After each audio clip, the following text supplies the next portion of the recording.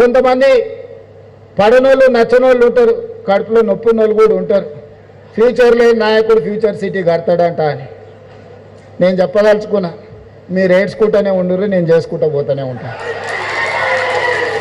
మీ ఏడిపే, మీ ఆర్తనాదాలే కుటుంబం అంతా కూర్చొని పెడబొబ్బలు పెట్టి ఏడుస్తుంటే అధికారం పోయిందని నా చెవులకు సంగీతం వినిపించినట్టుగా ఉంటుంది. శంకరాభరణం సినిమా చూసినట్టు అనిపిస్తుంది నాకు వాళ్ళ ఏడుపులు వింటుంటే. ఎందుకంటే వాళ్ళు దుఃఖం, బాధ, మేము దోసుకుందాం అనుకున్నాం, ఇంకా 10 ఏళ్ళు 20 ఏళ్ళు ఏలుకుందాం అనుకున్నాం, అర్ధాంతరంగా ఓ రైతు బిడ్డ వచ్చి గుంజుకొని పోయిండు అని వాళ్ళు ఏడుస్తారు. సహజంగా పోయినోనికి ఏడుపు ఉంటుంది, ఉండదా? రావణాసురుడు చచ్చిపోయినప్పుడు కూడా వాళ్ళు ఇంట్లో లేచి ఉంటారు కదా. కానీ రాముడు మంచి కోసమే రావణాసురుడిని చంపిండు కదా. బకాసురుడైనా లేకపోతే కుంభకర్ణుడైనా వీళ్ళందరూ కూడా వీళ్ళు అసుర అంటే రాక్షసులు.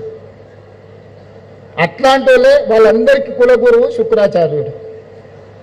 ఆ శుక్రాచార్యుడు దేవతలు తపస్సు చేసేటప్పుడు, లోక కళ్యాణం కోసం పూజలు చేసేటప్పుడు ఆయనకి 2 శిష్యులు, మారీచుడు, సుబాహుడు అని 2 శిష్యులు ఉంటారు. వాళ్ళని పంపిస్తే వీళ్ళు యజ్ఞాలు యాగాలు చేస్తుంటే రక్తము మాంసం తీసుకొచ్చి ఆ యజ్ఞాల యాగాలలో వేసేటోళ్ళు. శుక్రాచార్యుడు దగ్గర కూర్చొని మారీచుడిని, సుబాహుడిని ఊరి మీదకి వదిలేటోడు. ఇప్పుడు రాష్ట్రంలో కూడా అట్లనే నడుస్తున్నది. శుక్రాచార్యుడు ఫామ్ హౌస్లు ఉంటుండు, మారీచుడు, సుబాహుడు మన చుట్టూతో తిరుగుతున్నారు. అందుకే మిత్రులారా, రాష్ట్రాన్ని అభివృద్ధి చేసుకుందాం. పనులు చేసే క్రమంలో 10 పనులు చేసినప్పుడు 1-2 తప్పులు దొరుకుతాయి. మనం ఇళ్ళలో పెళ్ళిళ్ళు చేస్తుంటాం, పత్రికలు ఇస్తాం, పక్కింటోళ్ళకు ఆఖరికి ఇవ్వచ్చు అనుకుంటాం. కానీ ఊరంతా రాష్ట్రం అంతా ఇచ్చొచ్చే వరకల్లా పక్కింటోళ్ళని మర్చిపోతాం. వాళ్ళు అనుకుంటారు, చూడు పక్కింట్లో ఆ మధ్యలో వాళ్ళ కోడిని రాయితో కొట్టినందుకు నాకు కార్డు ఇవ్వలేదు అనుకుంటారు. అవునా?